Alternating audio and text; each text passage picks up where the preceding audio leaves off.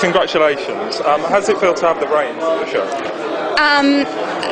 It was nice to get a promotion. I share responsibilities with Bob Sanger, who's been the other showrunner on the show from the beginning. He's sort of the silent partner who has been running production. And Eric Kripke continues to have a hand in the creative voice of the show, so the transition has been very smooth. The last season finale, it seemed very final. How do you move on from that in season 6?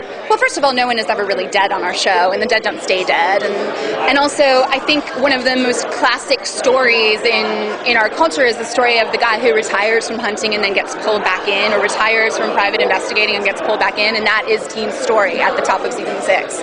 He hung up the guns, and then he gets pulled back in. So. It's been said that season 6 is very much going to be like season 1 again.